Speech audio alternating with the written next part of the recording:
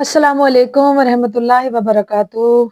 کیسی ہیں میری پیاری پیاری بہنیں؟ اپنے گھروں میں ہنستی کھیلتی شاد آباد خوشحال اللہ پاک آپ کو ہر طرح کی نعمت سے مالا مال کرے۔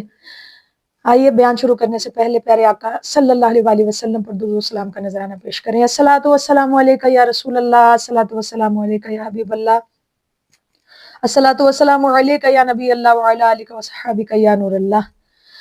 محمد کی محبت میں ہزاروں ظلم سہتے تھے، خدا پر تھی نظر ان کی زباں سے کچھ نہ کہتے تھے۔ میں اپنی زندگی بھر ساتھ دوں گا یا رسول اللہ، یقین رکھیے قدموں میں رہوں گا یا رسول اللہ۔ غضب کے ظلم ہوتے تھے مسلمان ہونے والوں پر، خزاں آتی تھی دل میں تخم وحدت بونے والوں پر۔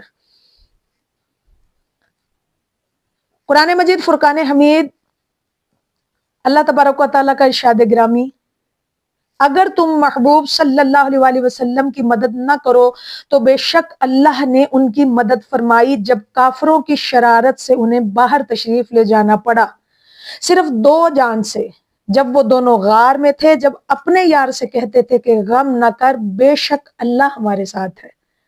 سبحان اللہ۔ اس آیہ کریمہ میں صاحب سے مراد سیدنا ابو بکر صدیق رضی اللہ تعالیٰ عنہ ہیں، اور جو شخص بھی سیدنا ابو بکر صدیق رضی اللہ تعالیٰ عنہ کی صحابیت کا منکر ہے، سب کے نزدیک تقریباً کافر ہے۔ اس آیہ کریمہ میں سیدنا حضرت صدیق اکبر رضی اللہ تعالیٰ عنہ کی 3 فضیلتوں کا ذکر کیا گیا۔ نمبر 1، آپ کو حضور صلی اللہ علیہ وسلم کا صاحب یعنی صحابی فرمایا گیا۔ نمبر 2، دوسرے یہ کہ سیدنا صدیق اکبر رضی اللہ تعالیٰ عنہ کے اللہ تعالیٰ کی معیت ان اللہ معینن سے ثابت ہے۔ نمبر 3، فَأَنزَلَ اللَّهُ سَكِينَتَهُ عَلَيْهِ والی آیت میں علیہ سے مراد سیدنا ابو بکر صدیق رضی اللہ تعالیٰ عنہ ہے، یعنی اللہ تعالیٰ نے آپ پر سکینہ تسلی اتاری اور غار میں تسلی عطا فرما کر اللہ تعالیٰ نے اپنا قرب عطا فرمایا۔ تفسیر خازن میں ہے۔ سبحان اللہ۔ خلیفہ اول یہ کون ہے؟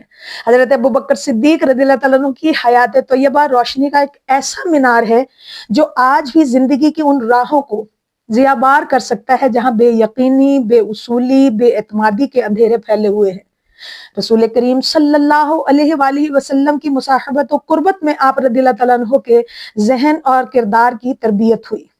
جس وقت آپ رضی اللہ تعالیٰ عنہ خلافت کے منصب پر فائز ہوئے تو اپنے بزرگوار کی خدمت میں حاضر ہوئے۔ باپ کو جب بیٹے کی آمد کا علم ہوا کہ وہ خلیفہ وقت بن کر ملنے آ رہا ہے تو ان کی خوشی کا کوئی ٹھکانہ نہ رہا، لیکن آپ رضی اللہ تعالیٰ عنہ نے اپنے محترم والد سے جو الفاظ کہے وہ مسلمان حکمرانوں کے لیے ایک لمحہ فکریہ ہیں۔ کیا فرمایا؟ آپ نے فرمایا، ابا حضور، اہل عرب نے مجھے اپنا خلیفہ چن لیا ہے، اب مجھ پر ذمہ داریوں کا بڑا ہی بوجھ آ پڑا ہے۔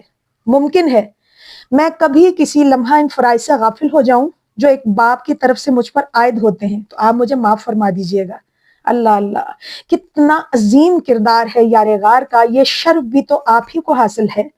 آپ کی ساری زندگی بصیرت و ہدایت کی ایک مقدس کتاب ہے۔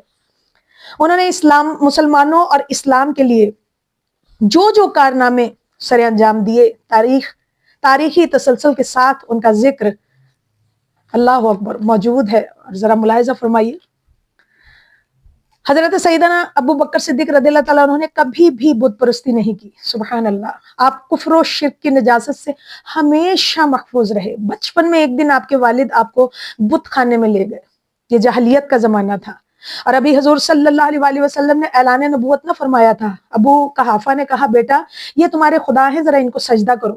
ابو بکر صدیق، ابو آپ ذرا باہر چلے، میں ان سے ذرا بات کر لوں۔ ابو قحافہ، بیٹا میں جا رہا ہوں، ان خداؤں کے ادب و احترام کا خیال رکھنا۔ ابو بکر صدیق رضی اللہ تعالیٰ عنہ بڑے بت کے سامنے تشریف لائے اور فرمایا، میں بھوکا ہوں، مجھے ذرا کھانا کھلا۔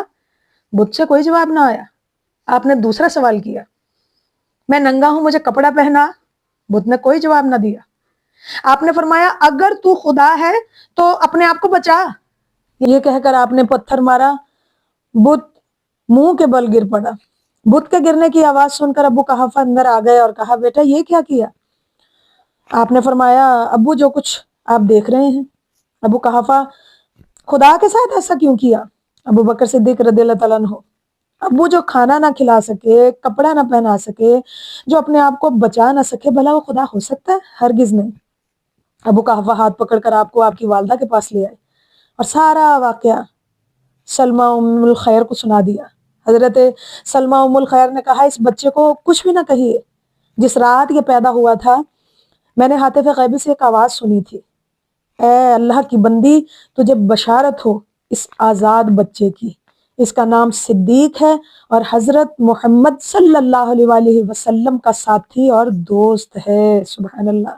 معلوم ہوا کہ سیدنا ابو بکر صدیق رضی اللہ تعالیٰ عنہ بچپن ہی سے سلیم الطبع تھے اور آپ کو زمانہ جاہلیت میں بھی بت پرستی سے نفرت تھی۔ حضرت علامہ جلال الدین سیوطی رحمۃ اللہ تعالیٰ نقل فرماتے ہیں کہ ابو بکر صدیق رضی اللہ تعالیٰ عنہ نے جاہلیت میں بھی شراب اپنے اوپر حرام کر رکھی تھی، اپنے اوپر حرام۔ سبحان اللہ۔ کہ حضرت ابو بکر صدیق رضی اللہ تعالیٰ عنہ کمال مصطفیٰ ہیں، جلوہ جمال مصطفیٰ ہیں، نقشہ حال مصطفیٰ ہیں، صورت کال مصطفیٰ ہیں، زینت دربار مصطفیٰ ہیں، واقف اسرار مصطفیٰ ہیں اور رفیق مزار مصطفیٰ ہیں، رفیق سفر یار غار مصطفیٰ ہیں۔ سبحان اللہ۔ اور پھر اس آیا کے شان نزول کو امام قرطبی علی رحمہ نے بڑی تفصیل سے بیان کیا کہ یہ آیت کیوں نازل ہوئی، اس کی وجہ کیا تھی۔ اصل میں حضرت ابو بکر صدیق رضی اللہ تعالیٰ عنہ کے والد گرامی حضرت ابو قحافہ رضی اللہ تعالیٰ عنہ نے جب کلمہ نہیں پڑھا تھا، یہ اس وقت کی بات ہے۔ ویسے تو حضرت صدیق اکبر رضی اللہ تعالیٰ عنہ کا یہ اعزاز ہے کہ یہ خود بھی صحابی ہیں، ان کے والد گرامی بھی صحابی ہیں، ان کے بیٹے بھی صحابی ہیں، ان کے پوتے بھی صحابی ہیں، لیکن یہ اس وقت کی بات ہے جب حضرت ابو قحافہ رضی اللہ تعالیٰ عنہ نے ابھی کلمہ نہیں پڑھا تھا۔ ایک دن بول رہے تھے، ابو قحافہ رضی اللہ تعالیٰ عنہ نے رسول اکرم صلی اللہ علیہ وسلم کو معاذاللہ کچھ برے الفاظ کہے۔ جب انہوں نے وہ برے الفاظ کہے تو حضرت صدیق اکبر رضی اللہ تعالیٰ عنہ نے اپنے باپ کو یوں تھپڑ مارا کہ وہ منہ کے بل گر پڑے۔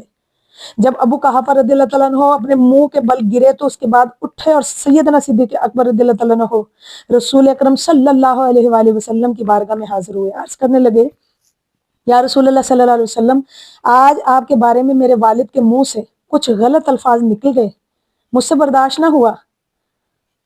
تو وہاں میرا امتحان تھا کہ والد بھی ہے، بوڑھا بھی ہے، اور پھر آپ صلی اللہ علیہ وسلم کا معاملہ تھا، تو میں نے ایک تھپڑ مارا ہے اور وہ منہ کے بل گر پڑے۔ آپ صلی اللہ علیہ وآلہ وسلم نے فرمایا، اے صدیق، کیا تم نے واقعی ایسا کیا ہے؟ تو صدیق اکبر رضی اللہ تعالیٰ عنہ نے عرض کی، ہاں یا رسول اللہ صلی اللہ علیہ وسلم۔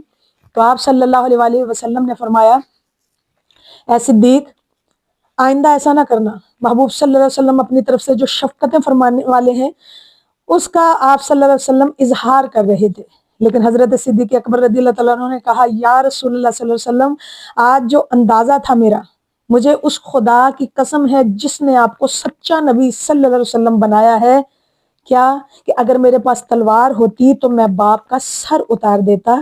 یہ کیسے ہو سکتا تھا کہ وہ آپ کے بارے میں بولیں غلط اور میں انہیں کچھ بھی نہ کہتا؟